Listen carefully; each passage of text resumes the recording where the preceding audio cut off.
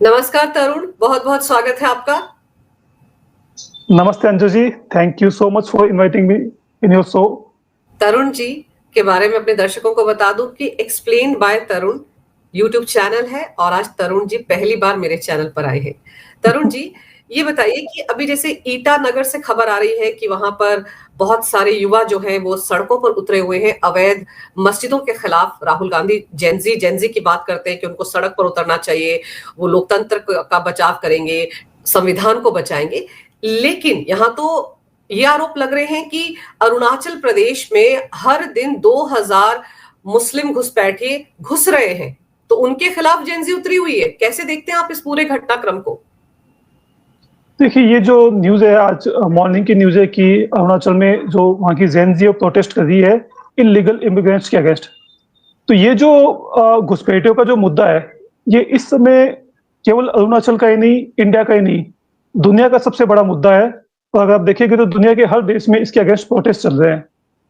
India की अगर हम लोग पर्टिकुलरली बात करें, तो पूरी दुनिया में सबसे ज़्यादा घुसपैठिए इंडिया में है। इंडिया जितने घुसपैठिए मेरे ख्याल से पूरे यूरोप और अमेरिका मिला के भी नहीं होंगे। और अब जैसे-जैसे स्ट्रिक्टनेस बढ़ती जा रही है इंडिया के दूसरे एरियाज़ में, ये नए-नए एरियाज़ ढूँढ रहे हैं। उनमें एक एरिया है अरुणाचल प्रदेश। अरुणाचल प्रदेश जो है वो बॉर्डर भी है, आपको मालूम है, म्यांमार का, और बांग्लादेश से भी काफ़ी नज़दीक है। म्यांमार में पिछले 4 सालों से एक सिविल वॉर चल रही है, जिसमें अलग-अलग ग्रुप्स हैं, जो कि आपस में फाइट कर रहे हैं। उसमें एक वॉर वहाँ पे चल रही है रोहिंग्यास और अराकान आर्मी के बीच में। अराकान बेसिकली वहाँ के लोकल एक ट्राइब्स है, और रोहिंग्यास जो है वो भी वहाँ पे काफ़ी तादाद में है। उसके बीच में काफ़ी सिविल वॉर चल रही है। अभी पिछले 1 महीने से ये काफ़ी ज़्यादा इंटेंसिफाई हो गई है। तो मुझे ऐसा लगा कि काफ़ी जो है म्यांमार से काफ़ी घुसपैठिया जो है वो आ रहे हैं। और अरुणाचल प्रदेश एक ऐसी जगह है, जहाँ की पॉपुलेशन मिक्स है। मतलब वहाँ पे 30% क्रिश्चियंस है, 30% हिंदूज़ हैं, बुद्धिस्ट भी काफ़ी हैं। तो वो एक पीसफुल स्टेट है, तो वहाँ पे मुझे लग रहा है कि ये लोग इन लोगों ने अपना एक नया जो है ठिकाना बनाया है। और बांग्लादेश में आपको मालूम ही है पिछले 1 साल से जो है सिचुएशन काफ़ी खराब है, भूखमरी के हालात है वहाँ पे, जॉब्स है नहीं, एम्प्लॉयमेंट है नहीं, तो वहाँ से भी काफ़ी तादाद में जो घुसपैठिए इंडिया में आ रहे हैं। और अभी इनका जो एक नया टारगेट बना है, जो हमारे पहाड़ी जो एरियाज़ हैं, स्टार्टिंग फ्रॉम हिमाचल प्रदेश से लेके उत्तरांचल, फिर बाद में बिहार, यूपी का जो बॉर्डर एरिया है, फिर बाद में यहाँ पे अरुणाचल हो गया। तो ये तो होना ही था, जब वहाँ पे एक डेमोग्राफी चेंज होगा, तो लोकल लोग जो है वो कब तक बर्दाश्त करेंगे। तो इट्स गुड, आपने काफ़ी अच्छी न्यूज़ सुनाई कि अरुणाचल प्रदेश की जो जेन-ज़ी है, वो सड़कों पर है और इनके खिलाफ आया है, तो it's a very good news. और फिर तरुण जी, सबसे इंपॉर्टेंट बात यह है कि अरुणाचल को किस तरह से कांग्रेस की सरकारों ने नेग्लेक्ट किया। उन्होंने तो कहीं ना कहीं अंदर खाने मान लिया था कि वो चाइना का हिस्सा है। अरुणाचल प्रदेश को लेके इंडिया और चाइना का काफ़ी टाइम से डिस्प्यूट है। 1962 से डिस्प्यूट है। अरुणाचल प्रदेश को चाइना बेसिकली साउथ तिब्बत बोलता है। उसका ये मानना है कि ये तिब्बत का पार्ट है और तिब्बत के ऊपर चाइना का कंट्रोल है, तो अरुणाचल प्रदेश भी जो है वो चाइना का पार्ट है। बेसिकली चाइना अरुणाचल प्रदेश को यूज़ करता है, जो लद्दाख पे जो उसका अक्साई चीन पे जो इंडिया से जो नेगोशिएशन करता है, उसको लेके। और आपकी बात एकदम सही है कि कांग्रेस का जो रवैया रहा है, वो हमेशा चाइना को लेके सॉफ्ट रहा है। हमको मालूम है कि कांग्रेस ने एक सीक्रेट डील भी की थी चाइना से, एक सीक्रेट एमओयू भी किया था। तो कांग्रेस ने जो पूरा का पूरा जो नॉर्थ ईस्ट है, ये मिशनरीज, क्रिश्चियन मिशनरीज और चाइना, इनको पूरा एक फ्री पास वहाँ पे दे रखा था पिछले 70 सालों से। तो आपने भी नोटिस किया होगा कि जो जितने भी दूसरे स्टेट्स है, वहाँ पे क्रिश्चियन पॉपुलेशन काफ़ी ज़्यादा बढ़ी है। और इंफ्रास्ट्रक्चर डेवलपमेंट जो होना चाहिए था नॉर्थ ईस्ट में, वो पिछले 70 सालों में नहीं हुआ। तो इस वजह से ये जो काफ़ी पीछे रह गए, तो एक असंतोष था, लेकिन होपफुली पिछले जो लास्ट 10 ईयर्स से काफ़ी डेवलपमेंट उस एरियाज़ में हुआ है, तो लोगों में एक अवेयरनेस क्रिएट हुई है। और अभी जो हमारे देश की जो माइनॉरिटी मिनिस्टर है, किरेन रिजिजू जी, वो भी अरुणाचल प्रदेश से ही है। तो इस वजह से एक अवेयरनेस क्रिएट हुई है, लोगों को मालूम चला है, और अब वो लोग जो लोग हैं, खुल के अपनी बात रख रहे हैं। तो it's a good sign for India. कह रहे हैं आप कि लोगों में अवेयरनेस हुआ है और इसीलिए अपनी बात खुलकर सामने रख रहे हैं। लेकिन अब देखते हैं कि ईटानगर में हालात किस तरफ आगे बढ़ते हैं। पर एक चीज और जो सबसे ज्यादा आजकल चर्चा में है तरुण जी, कि हमारे देश के कुछ तथाकथित 1 महीने से अमेरिका में डेरा डालकर बैठे हैं। आखिर वो वहां कर क्या रहे हैं? एक तरफ वीजा की प्रॉब्लम अमेरिका में, और 1 महीने तक क्या अपने खर्चे पर ये पत्रकार वहां पर डेरा डालकर बैठ सकते हैं? ये आपने काफी अच्छा पॉइंट उठाया है। ये जो आपने जो बात बोली कि कुछ पत्रकार हैं, वो काफी टाइम से अमेरिका में डेरा डाल के बैठे हैं। ये बज़ सोशल मीडिया पे काफी टाइम से चल रहा था कि 7-8 पत्रकार ऐसे हैं जो कि अमेरिका में काफी टाइम से बैठे हैं, वो कर क्या रहे हैं? तो ये बज़ था, लेकिन अभी कुछ दिनों पहले एक न्यूज़ आई कि 19 अक्टूबर को, दिवाली से 1 दिन पहले, अमेरिका में एक सेमिनार ऑर्गेनाइज किया गया, जिसका नाम था कि जो इंडिया के जो वेटरन जर्नलिस्ट हैं, उनके ऊपर condition of journalism in India. उसके अंदर 7 पत्रकारों को उन्होंने इनवाइट किया था। उन 7 पत्रकारों के आपको नाम बता देता हूँ। वो थे आनंद वर्धन सिंह, ये एक पब्लिक इंडिया करके यूट्यूब चैनल है, वो चलाते हैं। ज्ञानेश तिवारी, ये भी पब्लिक इंडिया से जुड़े हुए हैं। अभय दुबे, ये CSDS करके एक जो ऑर्गेनाइजेशन है, रिसर्च ऑर्गेनाइजेशन, जो कि अभी काफी कंट्रोवर्सी में भी रही थी SIR के टाइम, जिन्होंने फेक रिपोर्ट दे दी थी, तो ये उससे जुड़े हुए हैं। अभय दुबे, आपने इनको टीवी पे कई लोगों ने देखा होगा। आशुतोष, ये IBN से जुड़े हुए थे पहले, फिर बाद में आम आदमी पार्टी ज्वाइन की, अभी सत्य हिंदी नामक एक यूट्यूब चैनल चलाते हैं। शीतल सिंह, ये भी इन्हीं के साथ सत्य हिंदी से जुड़े हुए हैं। एक ये राकेश पाठक है, ये कर्मवीर नामक एक डिजिटल पोर्टल चलाते हैं। और एक है राजकेश्वर सिंह, ये यूपी जर्नलिज्म से जुड़े हुए हैं। तो बेसिकली ये 7 जर्नलिस्ट हैं। इन 7 में कॉमन ये है कि 7 के 7 जो हैं वो यूपी से जुड़े हुए हैं, और 7 के 7 लेफ्ट लिबरल है, 7 के 7 एंटी बीजेपी है और प्रो कांग्रेस है। इन 7 जर्नलिस्ट को अमेरिका में बुलाया गया सेमिनार में, जर्नलिज्म के ऊपर डिस्कशन करने के लिए। तो यहां से मालूम चला कि ये अमेरिका में है कंफर्म, और वहां पे अटेंड कर रहे हैं। चलिए, यहां तक तो ठीक था। अब ये जो सेमिनार था, ये सेमिनार कैलिफोर्निया में किया गया था, और इसके जो ऑर्गेनाइजर्स थे, वो थी एक अमेरिका की NGO, Hindu for human rights. अब जैसे हिंदू फॉर ह्यूमन राइट्स का जो नाम आया ना, तो एक पूरा का पूरा एक पेंडोरा बॉक्स खुल गया। क्योंकि जो हिंदू फॉर ह्यूमन राइट्स जो NGO है, ये काफी बदनाम NGO है। ये basically anti India, anti Hindu activities में काफी टाइम से इन्वॉल्व है। और ये अगर ये सेमिनार करवा दिए तो डेफिनेटली कोई एंटी इंडिया टूल किट वहां पे तैयार हो रही है। और ये मैं मान नहीं सकता कि जो 7 के 7 अपने खर्चे पे वहां पे है। और ये मतलब कुछ एक देखिए तो कोई नया भी नहीं है। इंडिया के जितने भी जर्नलिस्ट है, एक्टिविस्ट है, एकेडमिशियंस है, ये रेगुलरली अमेरिका विजिट करते रहते हैं। इनको बुलाया जाता है अमेरिका। और अमेरिका में ये जो NGO है, ऐसी NGOs है, या वहाँ के जो कॉलेजेस हैं वो इनको अमेरिका बुलाते हैं। वहाँ पे इनको सेमिनार के लिए बुलाया जाता है, वहाँ पे इनको अवार्ड्स दिए जाते हैं। बेसिकली इनकी ग्रूमिंग होती है, इनको बड़ा बनाया जाता है। इनका जो एक बायोडेटा है, उसको स्ट्रॉन्ग किया जाता है। अमेरिका से जैसे ही इंडिया आते हैं, आती एक टूल किट पे स्टार्ट कर देते हैं, एक नैरेटिव बनाना स्टार्ट कर देते हैं। अरफा खानूम 6 महीने अमेरिका रह के आई है। राजदीप सरदेसाई अमेरिका विजिट करते रहते हैं। रवीश कुमार अमेरिका विजिट करते रहते हैं।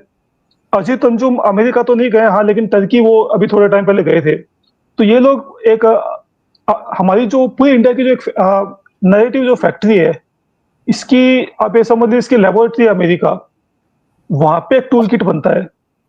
उस टूल किट के लिए फिर इंडिया से जर्नलिस्ट हुए, एकेडमिशियंस हुए, एक्टर्स हुए, एक्टिविस्ट हुए, इन लोगों को बुलाया जाता है अपने खर्चे पे। वहां पे इनकी खूब खातिरदारी होती है, इनको खिलाया पिलाया जाता है, इनको अवार्ड्स दिए जाते हैं, इनको रिकॉग्निशन दिया जाता है। बेसिकली इनका बायोडेटा बड़ा बनाया जाता है। फिर बाद में इनको एक टूल किट दी जाती है कि आपको इंडिया में जाके इस एजेंडे पे काम करना है। और ये जैसे इंडिया आते हैं, एक फिक्स टूल किट पे काम करना स्टार्ट कर देते हैं।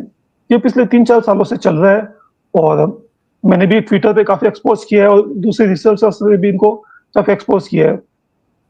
अब मैं आपको थोड़ा सा इसके बारे में बताता हूँ, हिंदू फॉर ह्यूमन राइट्स कि बेसिकली NGO है क्या और ये क्या करती है। एक इंडियन लेडी है, सुनीता विश्वनाथन, जो कि वैसे तो आंध्र प्रदेश की है, लेकिन अमेरिका शिफ्ट हो गई थी। वो 90s में जॉर्ज सोरोस के साथ काम करती थी, उसकी NGOs में काम करती थी। फिर बाद में उसने खुद ने अपनी एक NGO स्टार्ट की, वुमेन फॉर अफगान वुमेन, 2002 में। उसी एनजीओ के साथ में उससे एक आदमी से उसकी मुलाकात हुई जिसका नाम था स्टीफन सॉ, वो भी जॉर्ज सोरोस के लिए काम करता था। वो एक एनजीओ चलाता था, ज्यूस वॉइस फॉर पीस ऐसे करके। बेसिकली वो ही वाज अ ज्यू, शी वाज मैरिड, इसके हस्बैंड का नाम था सुनील मेहता, उसने उसको डाइवोर्स देके ये जो ज्यू था स्टीफन सॉ, इससे शादी कर ली। दोनों जॉर्ज सोरोस के लिए काम करते थे। अब जो पति है, पति ने एक एनजीओ बनाई ज्यूस के नाम से, voice for juice, Jewish voice for piece ऐसे करके। और पत्नी ने एनजीओ बनाई हिंदुओं के नाम से, हिंदू फॉर ह्यूमन राइट्स। तो इनके एनजीओ के नाम से लगता है कि वो ज्यूस के लिए काम कर रहा है, ये हिंदुओं के लिए काम कर रही है, लेकिन असल में ऐसा है नहीं। बेसिकली दुश्मन को जब हराना होता है तो सबसे अच्छी स्ट्रेटेजी है कि उनके अंदर से लोगों को आप रिक्रूट कर लो जो कि अंदर से धोखा दे सके। तो जो ग्लोबल लेफ्ट इकोसिस्टम है, उनको इंडिया पे जब कंट्रोल करना है तो वो क्या करते हैं, जो इंडियन ओरिजिन लोग हैं, जो हिंदू हैं, उनको अपने साइड लेंगे, उनके नाम से ऐसे एनजीओ बनवाते हैं और फिर बाद में प्रोपेगेंडा करवाते हैं। तो ये जो सुनीता विश्वनाथन है, इसने Hindu for human rights NGO बनाई, जॉर्ज सोरोस की फंडिंग इसको होती है। और 2019 से जब से मोदी जी सेकंड बार जीते, और आपको मालूम होगा कि डोनाल्ड ये जॉर्ज सोरोस ने ओपनली एक अनाउंस किया था कि मैं मोदी को हराऊंगा और इसके लिए मैंने $1 बिलियन पैसा रखा है। वहां से ये एकदम एक्टिव हो गई और एंटी इंडिया नैरेटिव पे काम करी। इसका काम है सेमिनार्स करवाना अमेरिका में, इंडिया से जो इन लोगों को बुलाना, उनको ट्रेन करना और फिर इंडिया भेजना। Sunita Vishwanathan basically 3 tool kit पे काम करती है, इसको 3 काम दिए गए हैं। सुनीता विश्वनाथन जैसे बहुत सारे ऐसे जो लोग हैं जो कि एक्टिव है, सबका अलग अलग काम है। इसका काम है बेसिकली इसका नैरेटिव बनाना, हिंदुइज्म वर्सेस हिंदुत्व। ये एक नैरेटिव पे काम कर रही है कि जो पॉलिटिकल हिंदुइज्म है, कि पहले जो हिंदूस थे वो एक टॉलरेंट सेक्युलर थे, लेकिन 1992 से हिंदू जो है वो अपने अधिकार के लिए लड़ना उन्होंने स्टार्ट किया है। तो हिंदुओं में एक आवाज आई है। इन्होंने क्या किया कि जो जागरूक हिंदू है उनको नाम दे दिया हिंदुत्व, और जो सेक्युलर हिंदू है उसको ये लोग बोलते हैं हिंदुइज्म। तो ये उस नैरेटिव पे काम करते हैं कि असली जो हिंदू है वो हिंदुइज्म है, हिंदुत्व जो है ये तो एक डिफॉर्म्ड हिंदुत्व है। तो हिंदुओं को हिंदुत्व से बचाना है। मतलब हिंदू जो है वो अपनी आवाज उठाना बंद कर दे, अपने अधिकारों के लिए लड़ना बंद कर दे, और जो पहले के जो सेक्युलर जो थे टॉलरेंट वो बन जाए, ताकि हिंदुओं को आसानी से खत्म कर सके। तो एक तो ये उस टूल किट पे काम करती है। दूसरी टूल किट पे काम करते हैं कास्ट डिस्क्रिमिनेशन, कास्ट एट्रोसिटीज।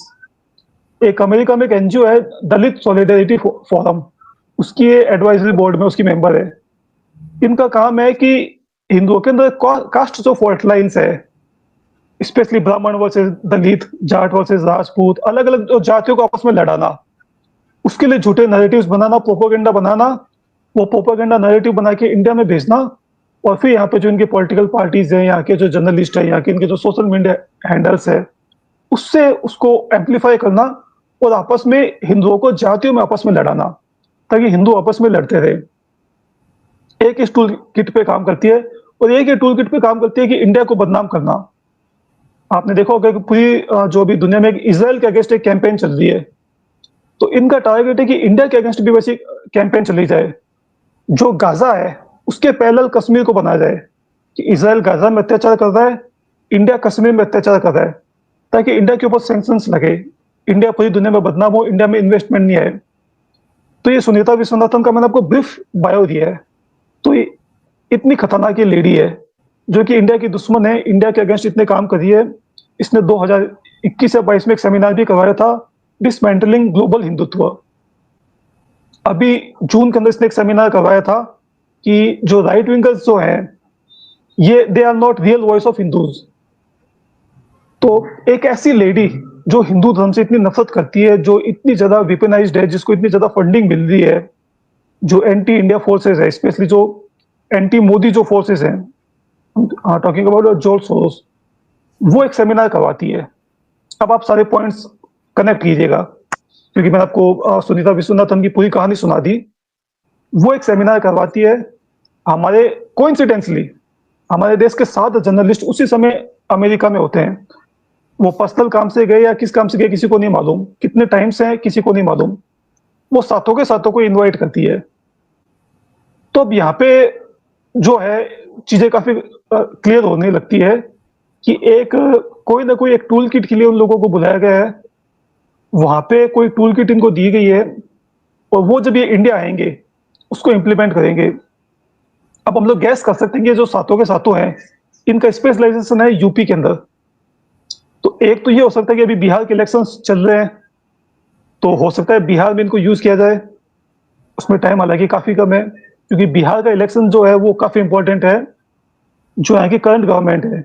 क्योंकि आपको मालूम है कि जो मोदी मोदी गवर्नमेंट है ये बेसिकली नीतीश कुमार और चंद्रबाबू नायडू के सपोर्ट से चल रही है। तो कैसे करके अगर मोदी और नीतीश का जो ये अलायंस तोड़वा दिया जाए तो ये सरकार कमजोर हो सकती है, गिर भी सकती है। और अगर बिहार में एनडीए हार जाए तो ये जो अलायंस है ये टूट सकता है। जेडीयू और बीजेपी का जो अलायंस है, तो हो सकता है या तो इनका ये प्लानिंग हो कि बिहार के इलेक्शंस को इन्फ्लुएंस करना, लेकिन बिहार में अभी टाइम काफी कम है और वहां पे एनडीए काफी स्ट्रांग लग रही है अभी तक। तो बिहार में शायद इनका टूल किट कामयाब नहीं हो, तो जो दूसरा टूल किट जो मुझे समझ में आ रहा है वो है यूपी इलेक्शंस। क्योंकि यूपी सबसे इंपॉर्टेंट स्टेट है, आपको मालूम है, इंडियन पॉलिटिक्स के अंदर। तो यूपी में अगर बीजेपी हार जाए कैसी करके और 80 सीट्स आती है वहां पे, तो बीजेपी को काफी कमजोर किया जा सकता है। बीजेपी नेशनल लेवल पे कमजोर हो जाएगी और फिर बीजेपी को 2029 में हराया जा सकता है। तो आपका जो क्वेश्चन था कि इनको क्यों वहां पे बुलाया गया, किस लिए, क्या हो सकता है, तो जो मुझे जो समझ में आ रहा है ये बेसिकली प्लानिंग हो रही है यूपी इलेक्शंस की, उसके लिए इनको बुलाया गया है। और ये सेमिनार वगैरह सब बहाना है। वहां पे जो लेफ्ट इकोसिस्टम है जो कि इंडियन पॉलिटिक्स के ऊपर रिसर्च करता है, आपको जान के मतलब आश्चर्य होगा कि हमारी जो इंडियन पॉलिटिक्स है, हमारी जो इंडियन सोसाइटी है, इसकी अभी जो नैरेटिव की जो फैक्ट्री है वो अमेरिका है। वहां पे इंडिया से रिलेटेड इतनी रिसर्च हो रही है। हमारी हमारी जो कास्ट क्या है, किसके पास मतलब क्या प्रॉब्लम्स है, क्या इश्यूज है, वहां पे वो लोग रिसर्च करते हैं, वहां पे वो लोग टूल किट बनाते हैं और इंडिया भेजते हैं। ये जो कास्ट सेंसस है ये अमेरिका में ही बना है। इसके ऊपर हम लोग कभी सेंसस का जो इश्यू है ये राहुल गांधी का खुद का नहीं है, ये बेसिकली फ्रेंच एक एकेडमिशियन है क्रिस्टोफर जेफरोलेट, ये उसकी रिसर्च है, उसने राहुल गांधी को दी थी सितंबर 2022 में। और वहां से ये पूरा, तो वहां पे अभी अमेरिका के अंदर इंडियन टूल किट्स तैयार हो रही है काफी एक्सटेंसिव लेवल के ऊपर। वो उनका फोकस है कास्ट। उनको मालूम है कि जब तक हिंदू यूनाइटेड है तब तक बीजेपी को हराना बहुत मुश्किल है। तो बीजेपी को हराने के लिए हिंदुओं को आपस में तोड़ना पड़ेगा। उसमें जो सबसे इजी फॉल्ट लाइन है वो है कास्ट। तो कास्ट के ऊपर ये काफी रिसर्च हो रही है वहां की यूनिवर्सिटीज में। और हमारे जो जर्नलिस्ट है उनको अमेरिका बुलाया जाता है, उनकी वहां पे ट्रेनिंग होती है, उनको फिर वहां पे बताया जाता है कि आपको कैसे काम करना है। तरुण जी, आप बिल्कुल सही कह रहे हैं कि टूल किट वहां तैयार होते हैं। अभी राहुल गांधी भी तो लैटिन अमेरिकी देशों की यात्रा करके आए। आप सोचिए, वो कोलंबिया जैसे देश में जाकर अंग्रेजी में, जहां स्पेनिश बोली जाती है, वहां पर जाकर डेमोक्रेसी की बात कर रहे थे। कोलंबिया को क्या पता डेमोक्रेसी के बारे में। और ये जो जर्नलिस्ट जा रहे हैं, ये अमेरिका में भारतीय जर्नलिज्म पर बात कर रहे हैं।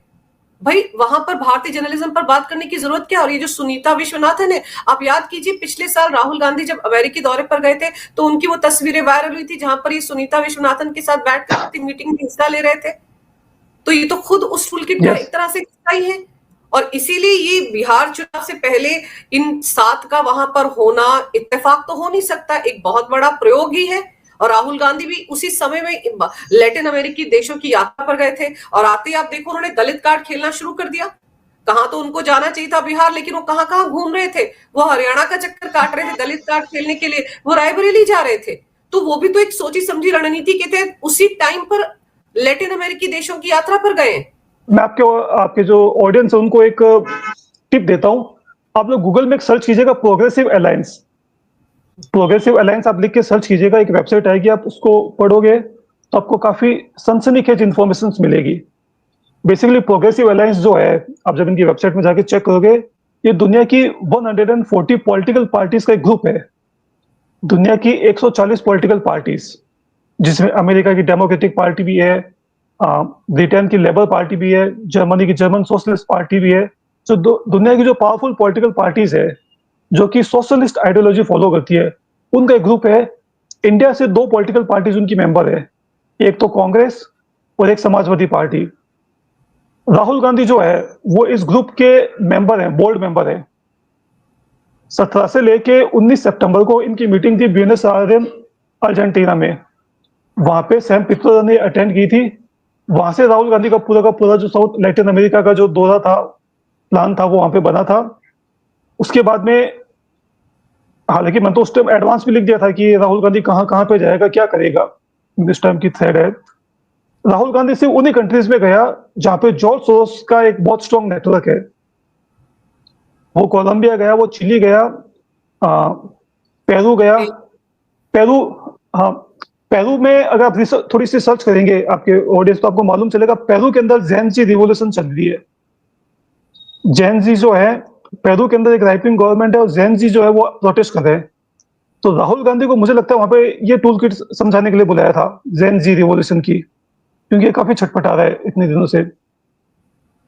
तो उनकी जो प्रोग्रेसिव अलायंस की जो आइडियोलॉजी है, इनके वेबसाइट पे क्लियरली लिखा हुआ है कि हमको पूरी दुनिया में हमारी जो पार्टीज है, हमारी पार्टीज की सरकार बनानी है, और जो राइट विंग पार्टीज हैं इनको हराना है। और इनको हराने के लिए हम लोगों को 140 के 140 पॉलिटिकल पार्टीज को साथ में मिलकर काम करना है। और इन्हीं के जो एक इकोसिस्टम है, उसमें एनजीओज भी हैं, एक्टिविस्ट भी है। तो ये पूरा का पूरा जो आप जो बोले, राहुल गांधी भी गए थे, ये पूरा का पूरे हम लोगों को दिखते हैं। आशुतोष अलग है, राहुल गांधी अलग है, रवीश कुमार अलग है, अरफा खानूम अलग है, राजदीप सरदेसाई ये अलग नहीं है, ये सब के सब एक ही टीम का हिस्सा है। हमको हमको लगते हैं अलग अलग है, लेकिन ये सब एक ही टीम का साथ में मिलकर काम करते हैं। ऊपर से इनको सेम टूल किट आता है और सबके सब सेम फॉलो करते हैं। अभी तरुण जी एक और एजेंडाधारी स्कॉलर है फ्रांसिस्का, जिनको एयरपोर्ट से ही वापस भेजा गया था, उसके लिए भी ये पूरा का पूरा लेफ्ट लिबरल जमात वाला जो सिस्टम में छाती पीट रहा था कि उनको क्यों नहीं भारत में आने दिया गया, जबकि हर कोई जानता है कि उसकी विचारधारा कितनी भारत के खिलाफ है। Yes, exactly. वो जो है लंदन के एक प्रोफेसर है। इनकी खासियत ये है कि ये क्या करते हैं कि जो हमारे जो कोर सब्जेक्ट्स हैं, जो कोर टॉपिक्स हैं, उसके अंदर अपने आदमी घुसा देते हैं और उनसे रिसर्च करवाते हैं, और फिर बाद में उनसे पेपर पब्लिश करवाते हैं, उनसे किताबें लिखवाते हैं। वो उसको यूज करके हमारा पूरा का पूरा जो इतिहास है, हमारी जो कल्चर है, उसको पूरा का पूरा ये डिफॉर्म कर देते हैं। वो जो 200 सालों से चला आ रहा है, जब से ब्रिटिशर्स ने जब से एट्रोसिटी लिटरेचर्स वगैरह लिखे, तो एक हमारा पूरा का पूरा इतिहास चेंज कर दिया। आपने ऑड्रे टस्के का भी नाम सुना होगा, जो अमेरिकन जो है, जो मुगल्स के ऊपर लिखती है, वो इंडिया की हिस्ट्री के ऊपर किताब लिख रही है। ये जो पर्टिकुलर मैडम की आप जो बात कर रहे हैं, जो हिंदी की प्रोफेसर है, ये बेसिकली हिंदी पे रिसर्च करती है। और इसका कहना ये है कि Hindi is a oppressive language. ये जो मार्क्सिस्ट होते हैं ना, ये पूरी दुनिया को सिर्फ 2 चश्मे से देखते हैं, ऑपरेसर एंड ऑपरेस्ड। एक जो शोषण करता है, दूसरा जिसका शोषण होता है। तो इनका ये बोलना है कि हिंदी जो है, ये बेसिकली ऑपरेसिव लैंग्वेज। हिंदी जो दूसरी भाषाएं हैं, स्पेशली उर्दू है और दूसरी जो रीजनल लैंग्वेज है, उनका शोषण करती है। तो हिंदी जब तक है, दूसरी भाषाएं जो है, इनके लिए खतरा है हिंदी। तो सोचिए कितनी डेंजरस इसकी आइडियोलॉजी है। और ये कंटिन्यूसली ऐसा काफी टाइम से ऐसा लिख रही है। तो ये इंडियन गवर्नमेंट ने बहुत अच्छा किया कि ऐसे लोगों को तो लात मार के निकालना चाहिए। तो ये आई थी, हांगकांग से आई थी, इसको वापस भेजा और बोला अपने ही खर्चे पे जा। इसको सरकार ने प्लेन का टिकट भी नहीं दिया, अपने पैसे पे हांगकांग वापस गई। और इसका जो मेन पर्पज यही था कि इंडिया में आके एक लिंग्विस्टिक वॉर स्टार्ट करना। आपने अगर नोट किया, पिछले काफी टाइम से एक भाषा की एक आपस में वॉर चल रही है। कन्नड़ का एक अलग मूवमेंट चल रहा है, मराठी का मूवमेंट चल रहा है, तमिल का मूवमेंट चल रहा है, वो सब जगह सब हिंदी का अपोज हो रहा है। तो सारा का सारा जो टूल किट है, टूल किट ऐसे ही बनता है। विदेशों में टूल किट बनकर इनके प्रोफेसर बना के यहाँ भेजते हैं, तो ये लोग जो है उनको इम्प्लीमेंट करते हैं। तो it was a very good decision. हमको आयरन हैंड इन लोगों को लेना पड़ेगा। और तरुण जी, आपको याद होगा कि राहुल गांधी जब कोलंबिया में भाषण दे रहे थे मंच से, तो उन्होंने कहा था भारत में 17-18 भाषाएं बोली जाती हैं। उस वक्त अंदाजा लग रहा था कि राहुल गांधी भाषा से जुड़ा कोई टूल किट लेकर आएंगे। अभी आप एम.के. स्टालिन की सरकार का वो कदम याद कीजिए, जो वो प्रस्ताव लेकर आ रहे थे कि तमिलनाडु में हिंदी को बैन कर दिया जाएगा, बॉलीवुड की फिल्में नहीं दिखाई जाएगी, गानों पर बैन लगाया जाएगा, कोई भी होर्डिंग हिंदी में नहीं होगा। हालांकि एट द 11th आवर उस वाले प्रस्ताव को उन्होंने रोक दिया, लेकिन शुरू तो हो गया ना ये प्रोपेगेंडा जो फ्रांसिस्का चलाना चाह रही थी भारत में। वो रोका इसलिए था कि बिहार इलेक्शन चल रहे हैं, क्योंकि बिहार में हिंदी वोटर है और कांग्रेस वो डीएमके के अलायंस पार्टनर है और डीएमके इंडिया अलायंस की पार्टनर है, तो बिहार इलेक्शन को देखते उन्होंने रोक दिया, लेकिन वो आएगा 100%। आफ्टर इलेक्शन ये लोग लेके आएंगे। ये जैसे कि मैंने आपको बताया कि एक टूल किट बनती है जो कि विदेश में बनती है और जो डिफरेंट डिफरेंट प्लेयर्स हैं उनको ये डिस्ट्रीब्यूट कर दी जाती है। हमको लगता है कि डिफरेंट ये अलग अलग लोग हैं, कि ये जो लंदन की जो प्रोफेसर है ये अलग है, राहुल गांधी अलग है, डीएम के अलग है, लेकिन इन सबका बॉस एक ही है। वो बॉस से इनके पास मैसेज आता है और ये उस टूल किट को इम्प्लीमेंट करना स्टार्ट कर देते हैं। लैंग्वेज वॉर बेसिकली इन लोगों का जो पर्पस है वो है कि इंडिया को अलग अलग फॉल्ट लाइन्स को एक्सप्लॉइट करना, जिसमें हमारी कास्ट फॉल्ट लाइन्स है, हमारी लैंग्वेज फॉल्ट लाइन है। ये हमारी जो डाइवर्सिटी है, बेसिकली हमारी डाइवर्सिटी हमारी स्ट्रेंथ है, लेकिन स्ट्रेंथ वीकनेस भी बन सकती है जब आपस में इनके बीच में एक टसल स्टार्ट हो जाए। तो इनका पर्पस यही है कि ये जो फॉल्ट लाइन्स है इनको यूज करके इंडिया को कमजोर करना, बेसिकली इंडिया को कमजोर करके इंडिया को कंट्रोल करना। कोई भी स्ट्रॉन्ग इंडिया नहीं चाहता है। और तरुण, आपको याद होगा कि हमारे गृह मंत्री ने एक आदेश भी दिया अभी हाल फिलहाल में कि भारत में जितने भी प्रोटेस्ट हुए हैं, जितने भी आंदोलन हुए हैं, वो आंदोलन कैसे हुए, कब हुए, उनके पीछे कौन था, फंडिंग क्या थी, इसका पूरा खाका तैयार किया जाए ताकि भविष्य में पता चले किस तरह के प्रोपेगेंडे के पीछे कौन होता है। तो फंडिंग तो इस पूरे प्रोपेगेंडे में भी हो ही रही है। वो 7 जो हमारे पत्रकार, तथाकथित पत्रकार विदेश में बैठे, वहां भी फंडिंग हो रही है। यहाँ पर भाषा के नाम पर लोगों को बांटने के लिए भी फंडिंग हो रही है, इनको टूल किट थमाए जा रहे हैं। तो इस दिशा में कम से कम बिहार के लोगों को बहुत सजग रहना चाहिए। एग्जैक्टली बेसिकली इनका जो टूल किट होती है ये यही होती है कि ये लोग एक प्रोटेस्ट क्रिएट करते हैं, आंदोलन जो होते हैं, इसको बेसिकली कलर रिवॉल्यूशन बोलते हैं, क्योंकि इनके पास में क्या है, एक नैरेटिव कंट्रोल करने की पावर है। ये जो लेफ्ट इकोसिस्टम है ये पूरी दुनिया की मीडिया को कंट्रोल करता है, पूरी दुनिया के एकेडमिक्स को कंट्रोल करता है।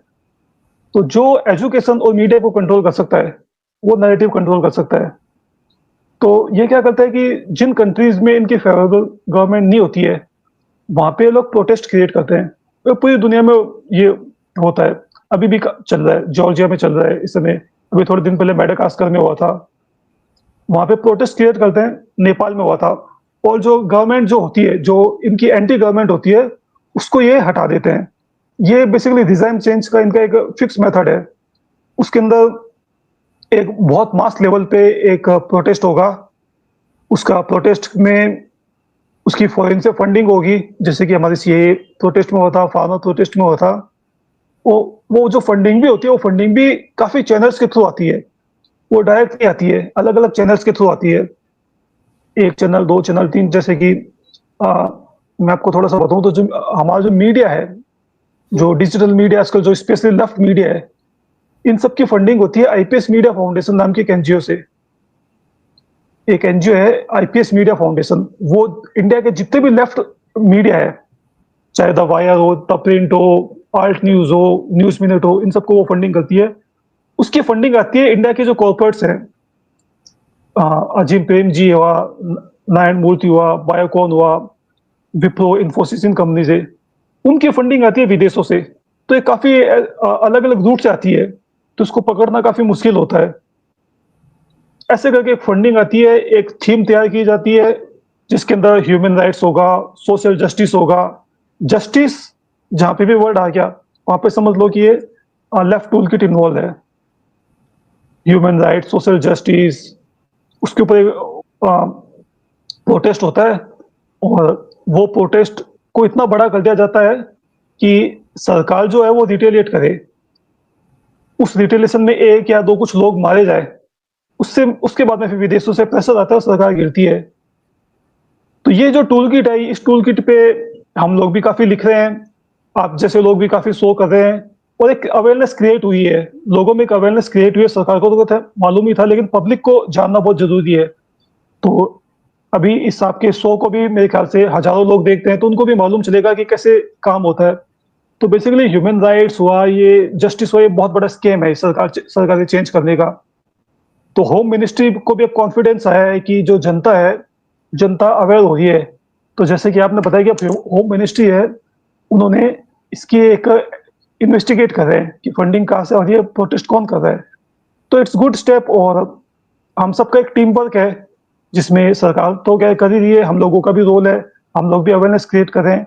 आपके जो शो को जो लोग देख रहे हैं, उनको भी मैं बोलूँगा कि आप भी लोगों को बताइए ये सारी चीज़ें, क्योंकि जो काम है बहुत ही सटनली होता है, लोगों को मालूम ही नहीं है। आज तक ये जो प्रोटेस्ट है, ह्यूमन राइट्स है, ये सोशल जस्टिस है, इनको एक फैंसी वर्ड बना के रखा गया है, लेकिन इनके पीछे जो ग्लोबल लेवल पे जो गेम्स होते हैं, इनको एक्सपोज़ करना बहुत ज़रूरी है। तो आई एम वेरी हैप्पी, ये सब कुछ हो रहा है, लोगों को मालूम चल रहा है। बिल्कुल तरुण, और लोगों को याद रखना चाहिए कि वो जो लेह में, जो लद्दाख में जो हुआ था, वो भी इसी टूल किट का हिस्सा था। अचानक से सोनम एग्ज़ैक्टली, वांगचुक का शांतिपूर्ण तरीके से चल रहा जो प्रदर्शन था, उसमें भी जेनजी शब्द जोड़ा गया था। 4 लोग मर ही गए थे ना उसमें, उसको लेकर कैसे बवाल हुआ। अचानक यस, से हाथों हाथ वो बड़े बड़े वकील मिल जाते हैं जो सुप्रीम कोर्ट में सीधे उनकी सुनवाई भी करवा देते हैं। एग्ज़ैक्टली। देखिए मतलब आप जैसे ये कोई भी टॉपिक लेंगे ना, इनिशियल लेवल पे बहुत फैंसी लगेगा कि एक सोनम वांगचुक, एक मतलब जो जिसके ऊपर थ्री इडियट नाम की जैसी फ़िल्म बनी थी, आमिर खान का, एक इनोवेटर है, इतना अच्छा आदमी है, गांधीवादी है, अच्छाई के लिए काम कर रहा है। लेकिन आप जैसे इसको थोड़ा-सा रिसर्च करते हैं ना, डिग करते हैं ना, तो फिर आपको वो चीज़ें मालूम चलती है, जो कि पर्दे के पीछे होसी होती है। अब जैसे सोनम वांगचुक है, इसकी डिमांड क्या है कि लद्दाख के लिए जो शेड्यूल 6 है, वो वहाँ पे इम्प्लीमेंट किया जाए। अब वो जो शेड्यूल है, वो शेड्यूल ये बोलता है कि सरकार को कोई भी इंफ्रास्ट्रक्चर का कोई भी काम करना उस एरिया में, तो वहाँ के लोकल लोगों से परमिशन लेनी पड़ेगी। वो इसकी डिमांड है बेसिकली। अब आपको मालूम है कि वो जो लद्दाख है, हमारा बॉर्डर रीजन है चाइना के साथ में, और चाइना ने बॉर्डर के उस पार में खूब इंफ्रास्ट्रक्चर बना लिया है। चाइना ने पूरी की पूरी सिटीज बना ली है, अपने रोड्स बना लिए, हाईवेज बना लिए, एयरपोर्ट बना लिए। हमारे साइड में कांग्रेस ने कुछ नहीं किया। 2020 में गलवान हुआ। 2020 तक जो सोनम वांगचुक था, ये प्रो मोदी था, प्रो गवर्नमेंट था। 2020 में गलवान होता है। गलवान के बाद में आप थोड़ा-सा सर्च करेंगे तो आपको मालूम चलेगा कि इंडिया मासिव इन्वेस्टमेंट कर रही है लद्दाख में। वहाँ पे पावर प्लांट्स बन रहे हैं, वहाँ पे एयरपोर्ट्स बन रहे हैं, वहाँ पे हाईवे बन रही है, इतना इंफ्रास्ट्रक्चर का काम हो रहा है। और जैसे ये काम हुआ, सोनम वांगचुक अपना वहाँ पे हाथ में तख्ती लेके आ गया कि ये सब काम रोका जाए, जो अपने शेड्यूल की जो डिमांड है, शेड्यूल 6, शेड्यूल 9 को वो कर रहा है। तो मेन पर्पज़ है कि इंडिया का वहाँ पे जो इंफ्रास्ट्रक्चर बन रहा है लद्दाख में, उसको रोकना, उसके लिए सब कुछ हो रहा है। अब उसका सपोज़ कीजिए अगर इसकी बात मान ले सरकार, तो उसका बेनिफिशियरी कौन होगा? चाइना।